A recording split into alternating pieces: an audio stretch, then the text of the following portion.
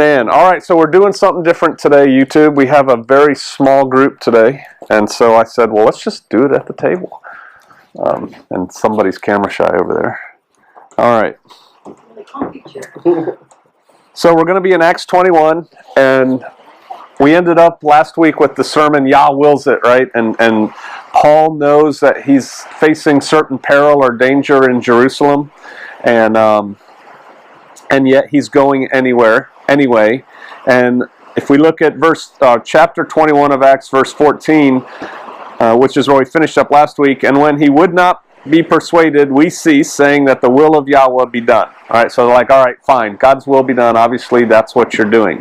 And so that brings us to today.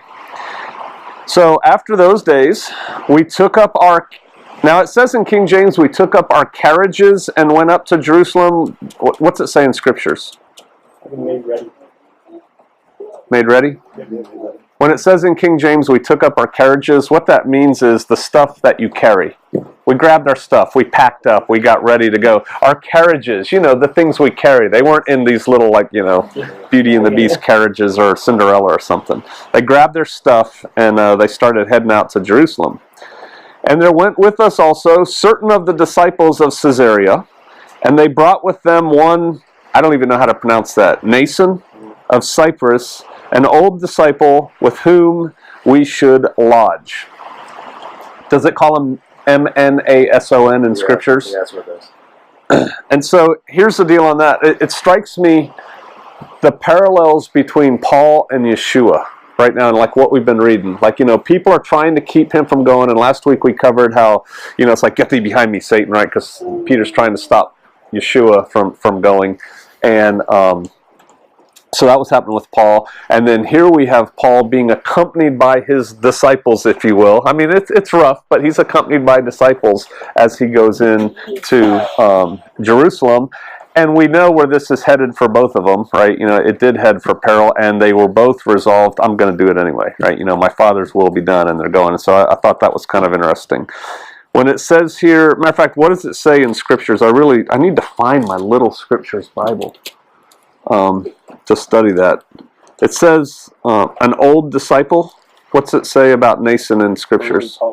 What? Early taught one. That is closer to the truth. When it says an old disciple, he's not somebody like me who's old. He's an older disciple. Like you're an old disciple of Shofar Mountain, right? I mean, you've been here from the beginning, and so that's what it means. It doesn't necessarily mean he's gray-haired. And they're gonna live with him.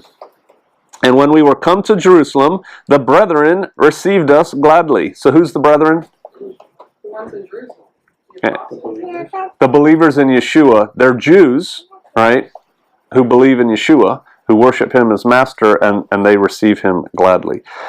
And so the next day they get there, they knock the dust off, probably get some sleep, get a meal. And the day following, Paul went in with us unto James, and all the elders were present. Who's James? Brother of Jesus, right? Brother Jesus, and why did they go into James? Because he's the head of the head of body. the council. He's the head of Jerusalem, of the whole body of, he's the Pope. People on YouTube are like, what? Not really. But he's a big guy in Jerusalem.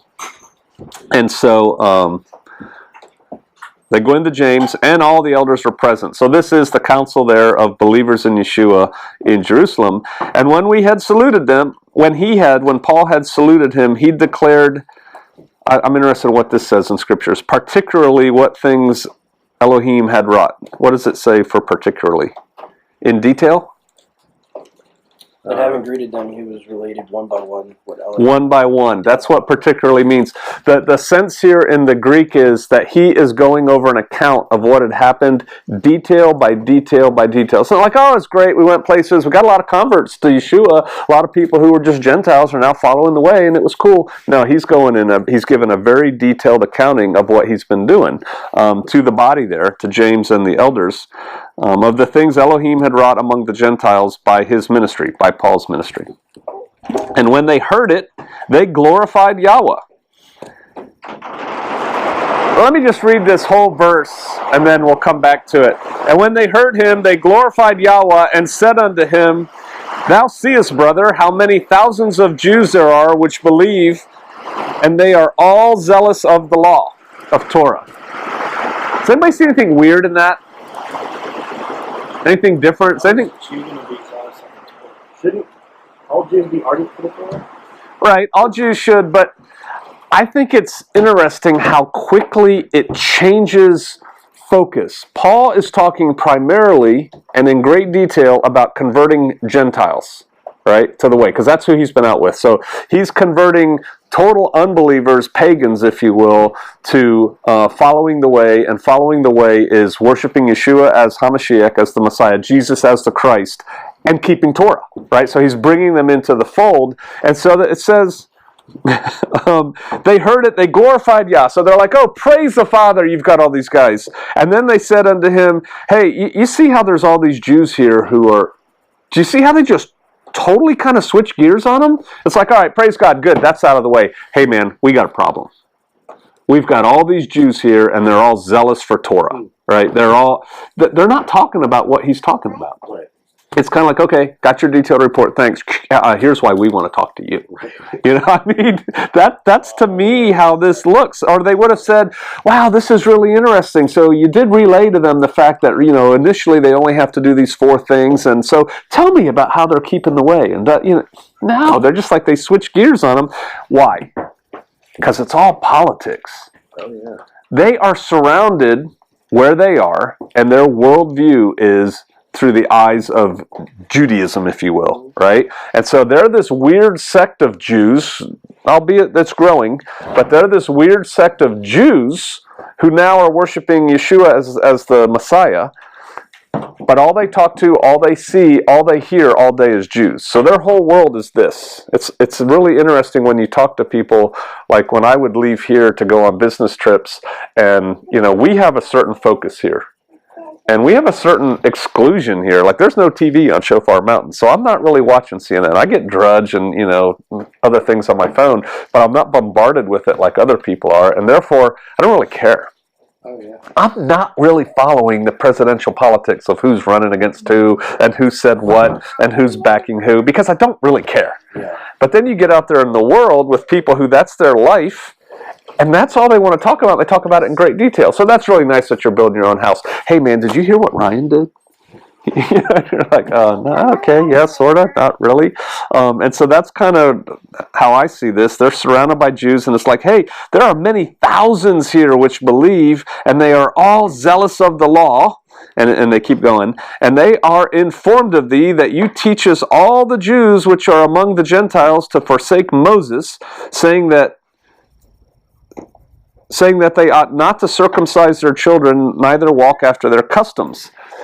And so they're switching gears, and they're like, hey, there's thousands of Jewish believers in the way here, the way of Yeshua, and they know you're here, and they're hearing rumors that you're teaching the Jews that are amongst the Gentiles, the diaspora, the Israelites who are out there in Greek land, if you will, that they don't have to follow Moses, they don't have to circumcise their kids. And what does it say in Scriptures, that last little bit about the customs, after the customs? According to the practices. According to the practices. See, there's 2 hugely different things there. There's the law, and sometimes it's referred to as the law of Moses. It's really Yah's law, right, as handed down through Moses. And then there's the customs. Where did the customs come from? And where specifically? Talmud. The Talmud is where a lot of these things came out of Babylon, right? They go into Babylonian captivity, and while they're there, they get changed, and they come back out of the Babylonian captivity. And this is who Yeshua is railing against when he's railing against the scribes and the Pharisees, because they're not really preaching pure Torah. They've added all this garbage into it. And it's the problem we see today in the, if you allow me this, the greater Messianic movement. We've got all these people that come out of the ditch of the traditions of man that make void the word of God in Christianity, and they're like, I'm free of all that steeples and pews and whatever, and they roll right across the road of the truth, the way, and they roll into this ditch of the traditions of man of Judaism, which still exists today, which comes out of Babylon and the Talmud and this stuff that they say, like, you know, you can't eat a cheeseburger. Well, that's not what it says. It says you won't seat the kid in its mother's milk, or you have to do this, or you have to wash your hands like this, or you have to put a cup out for Elijah, or is it Elisha or Elijah? Elijah. Who's knocking at the door? Go see. It's like, where is that in the Word? It's like, oh, well, we like doing it, brother. Well, that's the customs.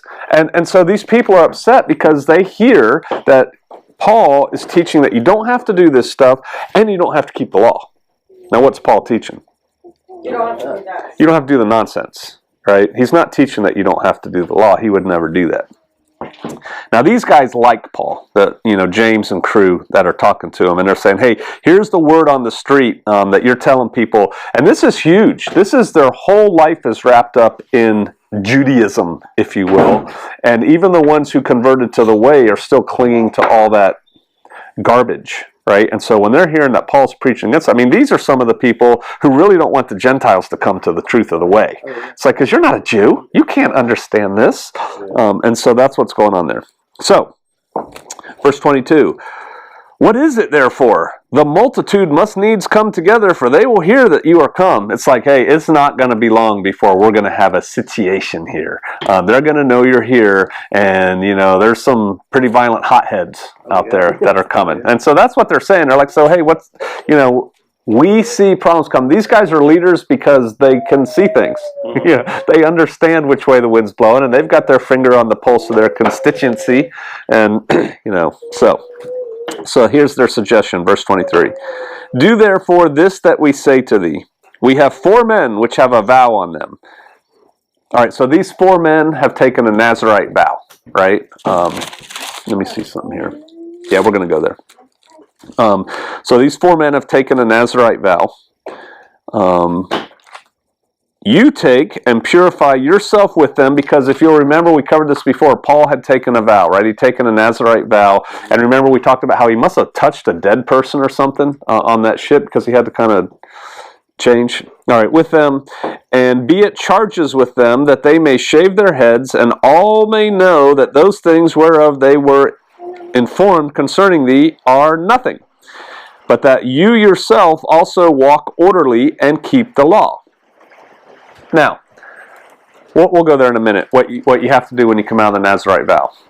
But it costs money to be done with your vow. And so they're telling Paul, hey, why don't you cover these 4 brothers? Why don't you pay for the sacrifices they have to make? And that'll show you, and not only are you doing that for yourself, but you're taking care of these Jews, right, brethren, and then people look at you and go, Paul's a stand-up guy.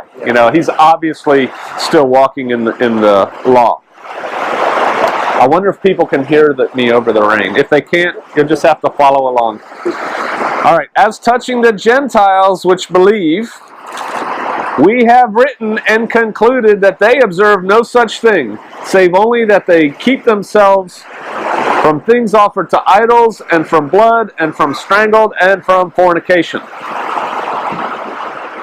Now, I'm just going to keep talking, and if people can hear it, they can. If not, they should come to Shofar Mountain.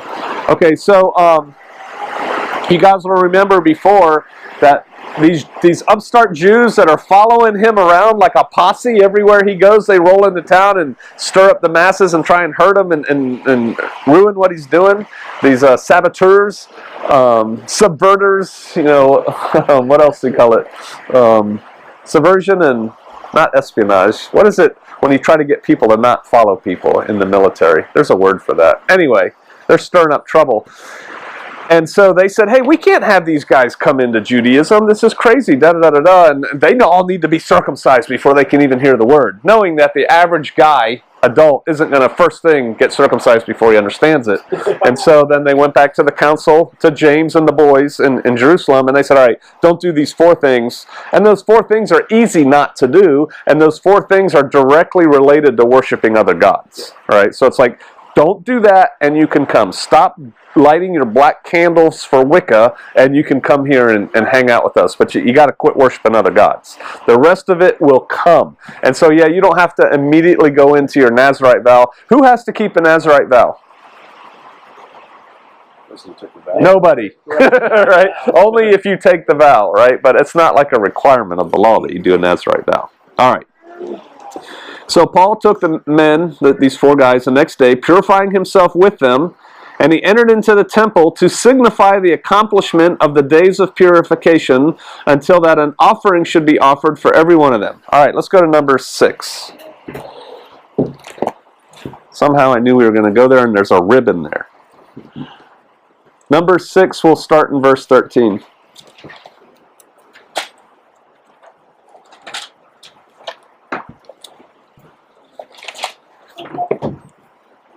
And this is the law of the Nazarite. Does anybody know what Nazarite means? Yes. It has to do with being set apart, right? Consecrated, to separate. One who's separated.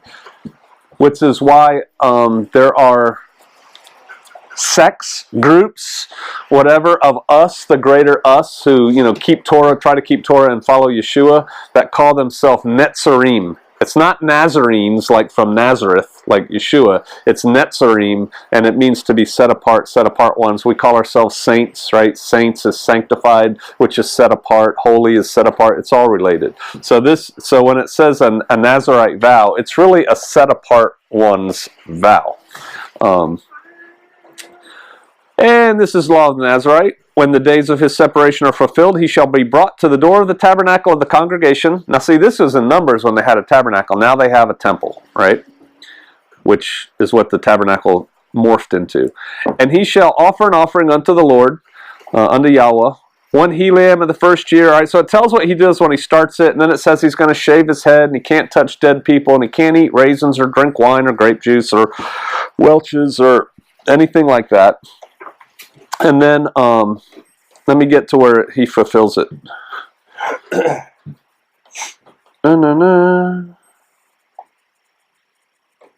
Oh, I guess we are there in 13. And he shall offer an offering unto Yahweh, the lamb of the first year without blemish, a burnt offering, and 1 ewe lamb of the first year without blemish for a sin offering, and 1 ram without blemish for peace offerings, a basket of unleavened bread, cakes of fine flour mingled with oil, wafers of unleavened bread anointed with oil, and their meat offering, and their drink offerings. And the priest shall take all these offerings before Yahweh, and shall offer his sin offering and his burnt offering, and he shall offer a ram for a sacrifice of the peace offerings, and it goes on and on and on. And so that's what is offered. All right, when you're done with your vow, that costs money.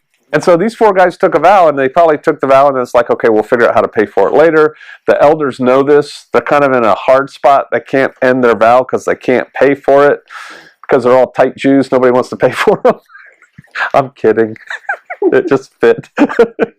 And so they're like, hey, Paul, help some brothers out, man. You can do this. Help these brothers out who are in need. This is a real thing, right? Because they probably are in need. You can help these brothers out who are in need, and it'll show people that you're still cool.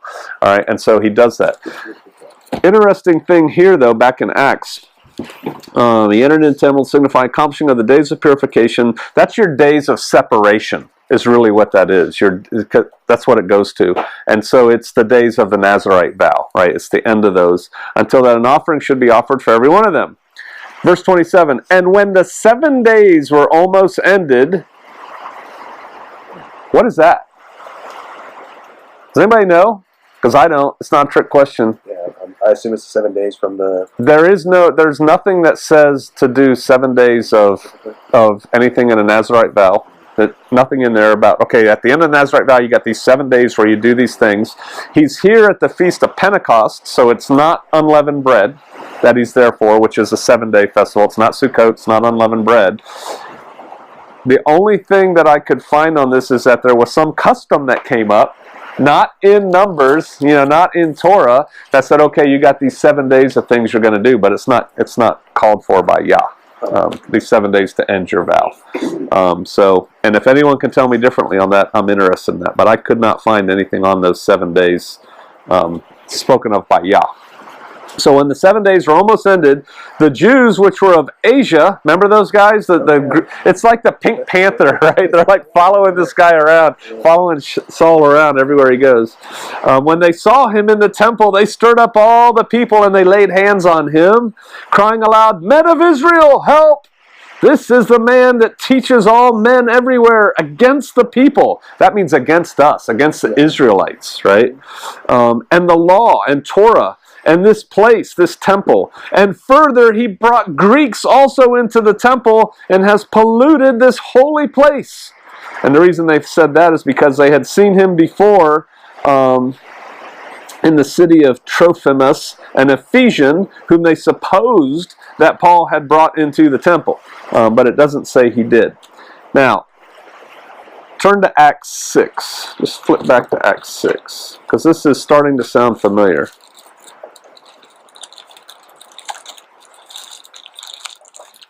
Seize him! Acts 6, maybe verse 8. And Stephen, full of faith and power, did great and wonderful miracles among the people. See, I'm wondering when this is happening to Paul in the temple, and the Jews are getting ready to grab him, right? They're like, seize him, and look at all these horrible things he's done. He's done this and this and this and this. They're getting ready to grab him. So I wonder if he reflected back on this. And Stephen, full of faith and power, did great wonders and miracles among the people. And there arose certain of the synagogue, which is called the synagogue of the Libertines, and the Syrians and the Alexandrians, and them of Cilicia of Asia, disputing with Stephen. And they were not able to resist the wisdom and the spirit by which he spake. They then suborned men, which said, we have heard him speak blasphemous words against Moses and against Elohim. See, they got these guys to lie, to accuse him, and it's kind of coming back. And they stirred up the people, and the elders and the scribes came upon him, and they caught him, and they brought him to the council, and they set up false witnesses, which said, this man ceases not to speak blasphemous words against this holy place and this law, and we have heard him say that this Jesus of Nazareth shall destroy this place, and shall change the customs which Moses delivered to us. It's all starting to sound like the same accusations they're throwing at Paul. And all that sat in the council, looking steadfastly on him, saw his face as it had been the face of an angel. And then going right into 7. Nope, we're going to stop there. We'll come back. We'll come back to this account later. But these are the kinds of accusations they throw. Why do they throw these kinds of accusations? He's preaching against the law. He's preaching against this place. You know, Jesus said he's going to destroy this place. Why do they throw those things out there? In their eyes, it's blasphemous and criminal acts. It's a great way to get people riled up. That's exactly right. See, that is the nail on the head. These are hot-button emotional issues. A current hot-button emotional issue in America is a white cop shoots a black young person, right? All they got to do is, that white cop shot that black brother, and people go nuts. Another emotional button is to talk about Israel. Right? You just, not the way we talk about Israel. I'm talking about the nation state of Israel. Israel, and people just go, right? And they go off. You could do the same thing with talking about Muslims, right? You say something about Muslims, and people go off. It's an emotional button that people know works, and that's why the media is pushing those buttons. That's why, you know, the powers that be are pushing those buttons, because they're keeping people all stirred up. And stirred up people are emotional people, and they don't think, and they're easily led, especially if you already know where you want to lead them. Right? So you just get the conditions, you get everybody up out of their seats and yelling, ah, let's move over here and start blowing stuff up. And that's what they do. And there's a way to do that with crowds and mobs, and there's whole science written on mob psychology. All right, so that's what's happening. And so I'm wondering if Paul was thinking about that, and we'll get into that a little more detail in a second. So, verse 30, and all the city was moved, and the people ran together, and they took Paul, and they drew him out of the temple, and forthwith the doors were shut. So I was thinking of you, Brother Justin, when I was reading that this week. All the city was moved. Does that mean every last person in the city was moved? No. Every single person. The maid, the butler, the guy changing horse carriage tires, the guy baking bread. Every single person, because it says all. No, it means a whole bunch of people in the city, right? You know, everybody. Who came to the parade? Everybody. Well, right. They grab him. They're dragging him out. They shut the doors because they don't want to see murder take place in the temple. And now this is what I was talking about earlier. Let's go to Acts 7:54. That's where I wanted to go. Acts 7:54. This is what I'm wondering if Paul was actually thinking back on this. All right, so 54, it's still talking about Stephen. When they heard these things, they were cut to the heart, and they gnashed on him with their teeth. They're actually biting Stephen. But he, being full of the Holy Ghost, looked up steadfastly into heaven, and he saw the glory of Elohim, and Yeshua standing on the right hand of Elohim, and he said, Behold, I see the heavens open, and the Son of Man standing on the right hand of Elohim. And they cried out with a loud voice, and they stopped up their ears. It sounds like demons to me. This really sounds like what we see when we do deliverance, right? And they ran upon him with one accord, and they cast him out of the city, and they stoned him, and the witnesses laid down their clothes at a young man's feet whose name was Saul. We're going to keep going. And they stoned Stephen, calling upon Elohim, saying, Lord Jesus, receive my spirit. And he kneeled down and he cried with a voice, Lord, lay not this sin to their charge. And when he had said this, he fell asleep. Chapter 8, verse 1, and Saul was consenting unto his death. See, Saul was for it. So here's this guy testifying about Yeshua before Saul gets it, right? Before his conversion. He's participating in his death. And it was a mob action where they grab this guy, they drag him out, and they kill him. And this is what I'm wondering, oh man, because Paul knows bad things are coming. And now here he is in the temple, and all of a sudden in the temple, where you think you'd kind of be safe, right? The whirlwind drags him out. The priests are like, I'm not coming in here, and they drag him out. And that's what I was wondering, wow, is he thinking back on that? And so all the city was moved, the people ran together, they took Paul, they drew him out of the temple, and forthwith the doors were shut. And as they were about to kill him, tidings came unto the chief captain of the band that all Jerusalem was in an uproar. All right, so Jerusalem is under Roman occupation at this time, so there's Roman soldiers, and they're kind of letting the Jews do their thing as long as they keep it real. It's easier to do that than try and totally suppress them and make them worship Greek gods and stuff. So to that end, they're really interested in who's in charge of the Jews, right? That's the little interactions they're having. That's who they're drinking tea and eating bones and rice with, right? Every day to see things are going. And they've got this contingent of soldiers that's really close. It's like a block away from the temple. There's like a battalion of soldiers there. And so tidings come. They've got their spies and their paid informants, their defensive source network that's out there. And it's like, hey, there's something going on down there. You might want to come. And so, boom, lickety-split. They send a detachment out. It kind of reminds me a little bit, too, of the Boston Massacre, right? Here comes all the soldiers out, except in this case, it doesn't end the same way. And so as they were about to kill them, tidings came to the chief captain of the band that all Jerusalem was in an uproar. All Jerusalem. Every single person in Jerusalem was... I'm just sticking up for you because it's your new thing and it's good. Who immediately took soldiers and centurions and ran down unto them. And when they saw the chief captain of the soldiers, they left the beating of Paul. So here they are beating up Paul. And this is not a nice beating. They're trying to kill Paul, right? So it's some bad blows are being landed on him. It's not like it's a fair fight. And then it's like, oh, the cops are here, right? I mean, that's really what's happening. The paramilitary police are here. And they're like, woo, not me. Because, see, they're not putting up with that nonsense. And everybody knows that the Romans aren't going to put up with this nonsense. You can run your lips, but we got to have order. And so, whoa, I'm not hitting them. I don't know what's going on here.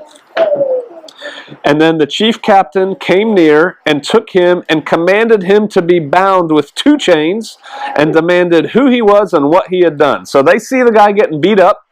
They grab him. They throw him in handcuffs and leg irons. Go back to verse 11. This is Agabus, and when he was come unto us, he took Paul's girdle, his belt, and he bound his own hands and feet, and he said, Thus saith the Holy Ghost, so shall the Jews at Jerusalem bind the man that owns this girdle, and shall deliver him to the hands of the Gentiles. Right? So they bind him up 2 ways, just like Agabus had prophesied. And because they realize they don't know what's going on, but it's a lot easier to remove Paul from the situation. 1, they might be saving an innocent guy. But 2, he's obviously the troublemaker and the cause of this, so we're going to remove him from the scene. And all right, so verse 34, and some cried, so the captain, he says, hey, Who is this guy and what's he done? Why are you guys kicking his hiney all over the temple square here? And some cried one thing and some another among the multitude. And when he could not know the certainty for the tumult, he commanded him to be carried into the castle. It's like, he did this, he did, no, he did. And it's like, okay, it's a mob. Mobs have no common sense. Mobs are out of control. There's no talking to a mob. And he's like, all right, get him out of here. We can figure this out at the station. Right? And so they take him back to the castle, to the barracks. And when they came upon the stairs, so it was that he was born of the soldiers for the violence of the people. Paul was beat up so bad that quickly that he couldn't walk up the steps. Right? And so they're basically having to carry him up the steps. There's obviously steps going up to this place. For the multitude of the people followed him, crying, away with him! Which is why we're calling that this. Go to Luke 23, please. Luke 23.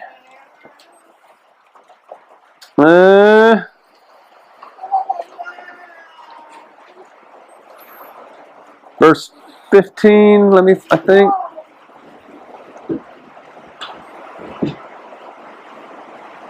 Yeah, here we go. Verse 15-ish in Luke 23. This is Yeshua being drug around. Nor yet Herod, for I sent you to him, and lo, nothing worthy of death is done unto him, by Yeshua. I will therefore chastise him, I will whip him, and release him. For the necessity he must release one unto them at the feast. And they cried all at once, saying, away with this man! Release unto us Barabbas. All right, so they cried away with him for Yeshua. They're crying away with him with Paul. And when they're saying away with him, they mean take him away and kill him, is what they're saying. Away with him. And as Paul was led into the castle, which does not mean they're leading him there to be killed. That's what the people are yelling. Right? They've turned totally on Paul and they want to kill him. They want to see him dead. And he said unto the chief captain, hey, can I talk to you? Who said, you can speak Greek? It's like, see, Paul hasn't said anything except, reminds me of that movie, The Black Knight. In the words of another king, a famous king, Rodney King, ow, ooh, ow, ee, ah. But that's all Paul was saying. And then now, they're dragging him up the steps. He can barely walk. And he goes, hey, can I talk to you for a second? And, picture the state Paul's in. If he's just been through the meat grinder of people ripping at him and tearing at him and beating him up, he's probably not a distinguished looking gentleman. Whatever hair he doesn't have any hair, right? He had his hair cut off. But, his beard's probably pulled and stuff, and his clothes are ripped. He's probably dirty from being on the ground. And so they don't know who this guy is. And all of a sudden he's speaking in this Greek to them, and they're like, whoa, you're an educated man, because, he spoke well, right? And so the captain's like, wow, you speak Greek? And verse 38, are you not that Egyptian which before these days made an uproar and led out of the wilderness 4,000 men that were murderers? He assumed that this guy, there was this sect of Israelites, this weird little different sect that basically had an insurrection against the Romans, and Josephus talks about it. And he'd had a little band of guys, 4,000 guys, that's not totally little, out in the desert, and he created a revolution, and he came in to Jerusalem, and he said the temple walls were going to fall down. And the Romans chased him off and killed a lot of his guys, but he got away. And so for whatever reason, maybe they had just received their morning briefing that this guy was seen in the area or something, I don't know. But for whatever reason, this Roman commander thought that's who Paul was. He was assuming that's who he was, but it's like, wow, no, this guy isn't like an educated Greek guy. So, wow, who are you? I thought you were that guy. Paul said, I am a man which am a Jew of Tarsus, a city in Cilicia, a citizen of no mean city. What did he just tell that Roman commander? A Roman citizen? I am a Roman citizen. That's a big deal. Uh-oh. See, there's a certain way you have to treat Roman citizens, and throwing them in chains and dragging them out of the hands of Jews and kind of letting the Jews say what's going on is a big no-no. And so now this commander's thinking, well, I'm about to be a private sent to Ethiopia and, following camels or something. I done messed up because this is a Roman. Uh-oh. Right? And so then Paul follows that up with, I beseech thee, suffer me to speak unto the people. What do you think he's going to say?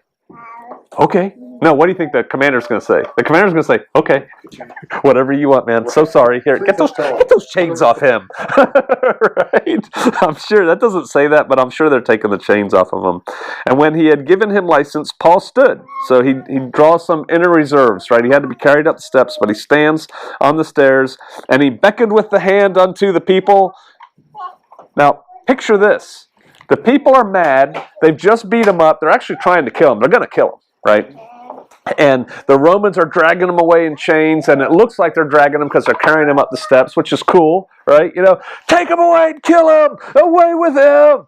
And all of a sudden they stop, and they can't go up the steps. The crowd can't go up the steps. Don't come up here, we'll hit you, right? They turn Paul around. I'm pretty sure they took his chains off him at this point. And now Paul's like, Everybody. now the people are like, uh-oh, what's he got to say? What's going on? It just did a 180 is really what happened. Their whole situation I thought was going did a 180. And so much so that as he beckoned with his hand unto the people, and when there was made a great silence, he spake unto them in Hebrew. Right, now he's speaking to them as one of their own people in their tongue, saying, and we'll have to wait for next time. See, that's a good cliffhanger right there.